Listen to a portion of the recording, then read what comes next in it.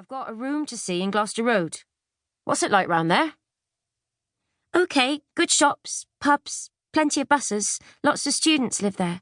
It's not rough, but not smart either. I bet you live somewhere smart, he said, appraising her tailored office suit with a crisp white blouse beneath.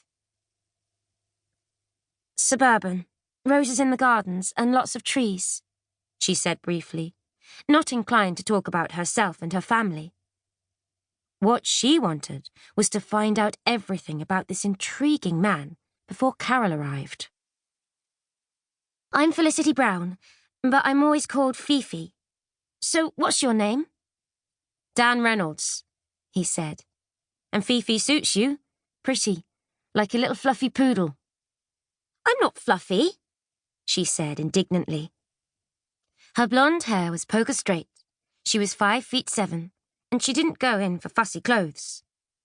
At 22, she also had the distinction of being the youngest legal secretary ever to be taken on at Hodge, Barrett and Soames, one of the best solicitors in Bristol.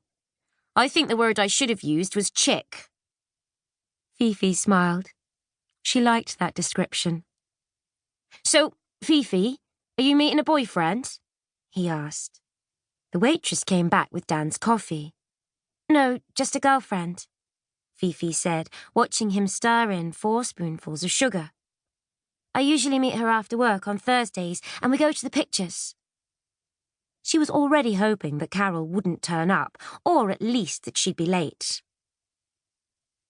Have you got a boyfriend? No, Fifi said truthfully. What about you? No boyfriend, he said, and laughed. I'm not that way inclined. I did have a girl a while back, but she left me for a rich bloke. And were you heartbroken? My pride was bruised, but it wasn't going anywhere. Just habit, really. They chatted easily for some time after Dan had finished his coffee. He didn't use any of the normal chat-up lines, not asking her about what music she liked, films she'd seen, or even what she did for a living. He didn't talk about himself either. Instead, he made observations about people around them and told her little fictitious stories about them to make her laugh. Fifi's mother, Clara, was always saying that the most outstanding thing about her eldest child was her nosiness. She claimed that as soon as Fifi could talk, she was asking questions about people, and it had caused her much embarrassment. Fifi was still every bit as nosy, but she had learned to phrase her questions in a way that sounded caring rather than prying. It was lovely to be with someone who appeared just as fascinated by others as herself. When the waitress came back to clear their table and rather pointedly put down the bills, Dan said he would have to go or he might lose the room. Could you do that map for me? He asked, casually picking up her bill and paying it along with his own. Fifi thought fast. I could show you the way, she said. It's on my way home. It wasn't, but he wouldn't know that. But what about your friend? He asked. Fifi shrugged. She'd have been here by now if she was coming. That wasn't true either. Carol was often kept late at work, and she'd be disappointed when she got here and found Fifi had gone. And if she were to find out she'd been stood up for a complete stranger, Fifi doubted she'd ever speak to her again. But there was something so compelling about Dan that she was quite prepared to take that risk. If you're sure, he said.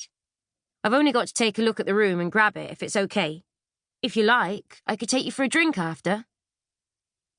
Fifi didn't want to look too keen, so she shrugged nonchalantly. But she had her coat on and whisked Dan and his small duffel bag, which appeared to hold his entire worldly goods, swiftly out of the door, before Carol could get there and prevent her. I'll wait for you over here, Fifi said, sheltering from the rain in a haberdashery shop doorway.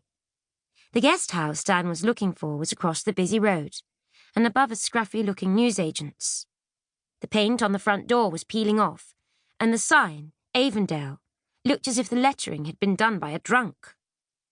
Judging by the dingy nets at the windows, it was not going to be a home from home. You can't wait here,